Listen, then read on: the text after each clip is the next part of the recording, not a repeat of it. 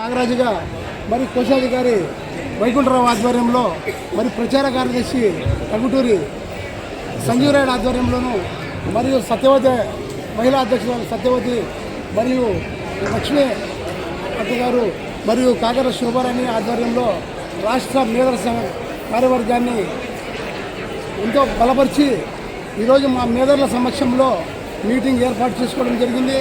దీనికి ముఖ్య అతిథులుగా వంశీకృష్ణ గారు ఈ కార్యక్రమానికి రావడం జరిగింది. ఈరోజు మా డిమాండ్లను కూడా ఆయన ముందర మేము తిరిగించి మా కష్ట సుఖాలను మేము ఈరోజు చెప్పుకోవడం జరిగింది. అదేవిధంగా మా ఆంధ్రప్రదేశ్లో ఉన్నటువంటి మహేంద్ర మేధర కులస్తులు అటవీ ప్రాంతాల్లో ఎరుకుల చెంచుల గిరిజనులతో సమానంగా వెదురు వృత్తులపై ఆధారపడుతూ మేము జీవన విధానాన్ని అవలంబిస్తున్నాము. అదేవిధంగా ప్రపంచ దేశాలకు నాగరికత నేర్పిన మా మేధర కులము ఈరోజు ఎంతో దుర్భరమైన పరిస్థితుల్లో ఏర్పాటు జరిగింది. ఆ రోజు కుటీరాలు వేసుకోవాలన్నా నివాసాలు ఏర్పరచుకోవాలన్నా కూడా మా వెదురు వృత్తుల మీదే నివాసాలు ఏర్పరచుకున్నాయి. ఈ పొద్దు తల్లి గర్భంలో నుంచి బయటకు వచ్చినప్పటి నుంచి పాడి ఎక్కేంత వరకు అనుబంధాలు ఉన్నటువంటి మా మేధర కులము మేము అడగంటిపోతున్నాము. మా కులవృత్తులు కనుమరుగైపోతున్నాయి. మా జీవితాలు దుర్బలమైన జీవితాలు అవలంబిస్తున్నాం. అటవీ ప్రాంతాల్లో అయితే ఎరుకుల చెంచుల గిరిజనులు మాత్రము వాళ్ళు ఎస్టీగా కొనసాగుతూ వాళ్ళు రాజయోగాలు అనుభవిస్తున్నారు. మేము బీసీఏగా కొనసాగుతూ మేము అడవి ప్రాంతంలో జీవిస్తున్నాము. అదేవిధంగా నగర ప్రాంతాల్లో అయితే మురికి కాలువల పక్కన నివాసాలు ఏర్పరచుకొని దుర్భరమైన జీవితాలు అవలంబిస్తున్నాము. ఒకవేళ చదివిన రిజర్వేషన్ సౌకర్యాలు లేక వెనుకబడిపోతున్నాము.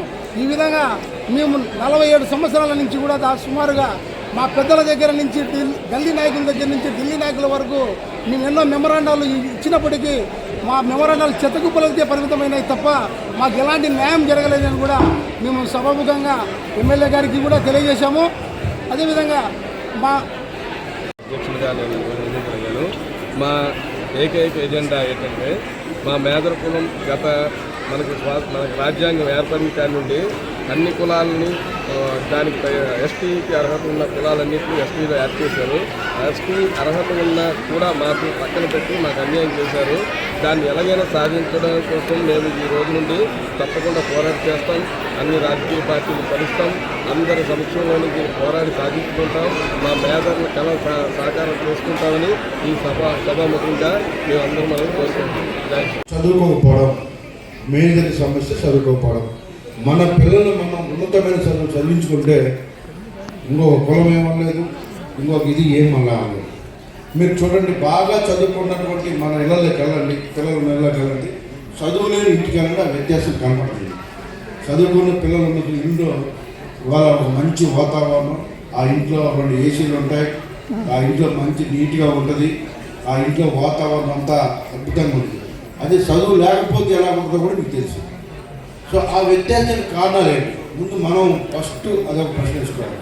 సో మన పిల్లలు మనం ఉన్నతమైన చదువు చదివించుకోవాలి.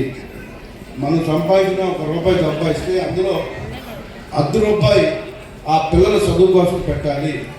ఆ పిల్లలు ఉన్నతమైన చదువు చదివించుకుంటే మనం ఎక్కడ కూడా తలదించుకునే అవసరం లేదు అన్న విషయాన్ని మనం గ్రహించాలి. ఇది చాలా మేజర్గా మనం అదొక్క తప్పు చేస్తూ ఉన్నాం. మనం ₹1 తాగేస్తున్నాం, లేకపోతే ఏదో షాపులు తాగేస్తాం, లేదంటే మనం మహిళ దగ్గరికి వచ్చి వాళ్ళ కొట్టేయడం